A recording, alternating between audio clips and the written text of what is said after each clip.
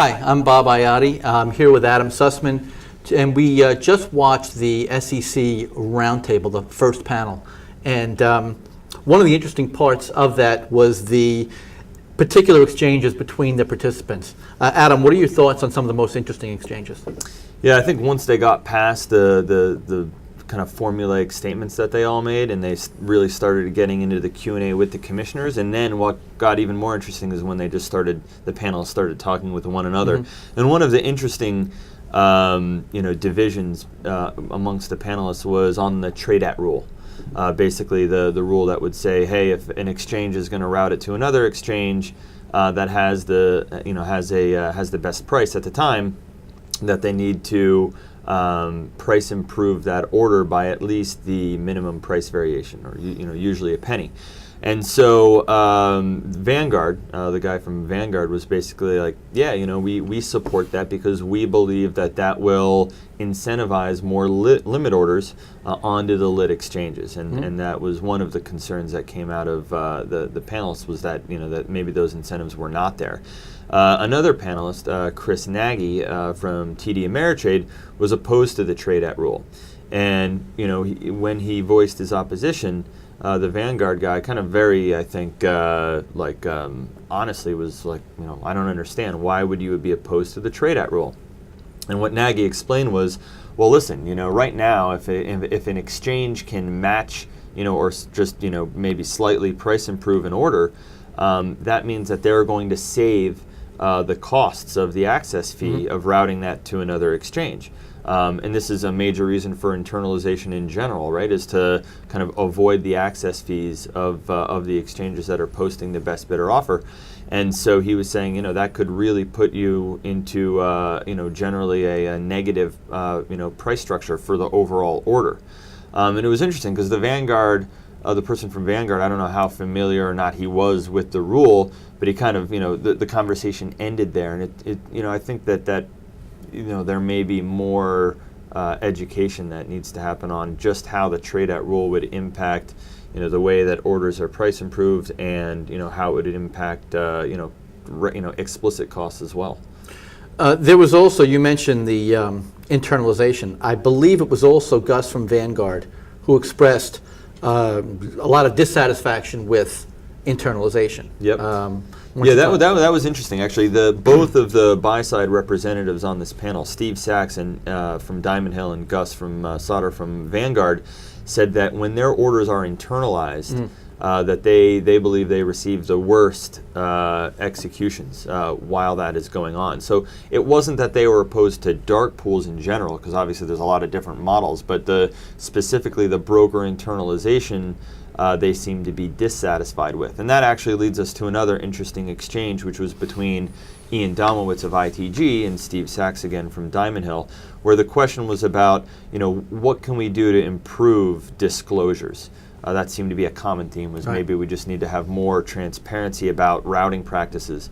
And Ian kind of touted what ITG does, which is on a daily basis, on request, will disclose where all of their clients, for each client's executions, will disclose where those were executed.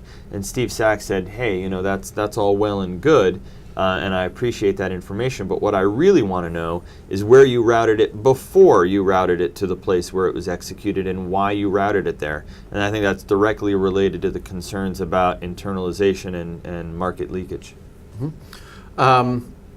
One last thing, where do you think some of the most interesting divides were among the panelists, or maybe more accurately, what roles and of participants the panelists represented? Were there particular issues around buy-side versus sell-side, or exchanges versus other types of participants that were particularly interesting this morning? Yeah, well, I thought one of the things that I thought was interestingly absent from the conversation was how Ian from ITG was more, playing up his role or the firm's role in terms of looking at transaction costs, managing transaction costs.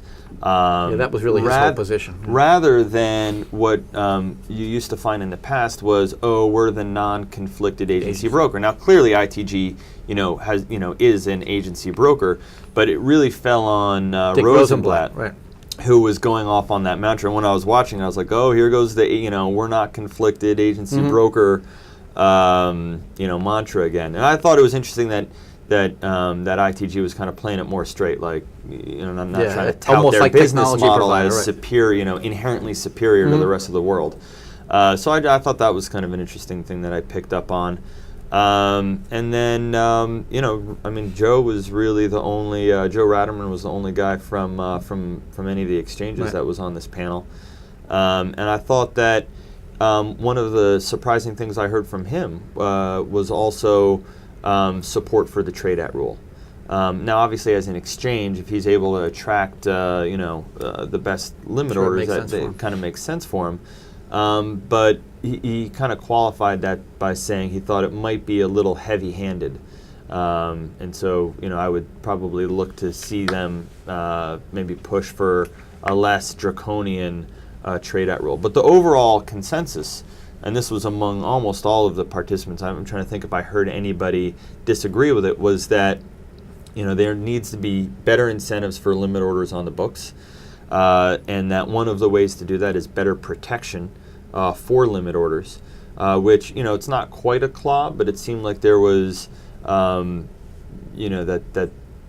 maybe some kind of depth of book protection. I don't know if it would be a full depth of book or just maybe a couple layers down. Seemed to be something that none of the panelists were really pushing back on. No, maybe it's something that we'll see in this afternoon session. But that closes the session right now. Please be on the lookout for a TABB group summary on TABB Forum later in the day or later on this week. I'm Bob Iati here with Adam Sussman. Thank you.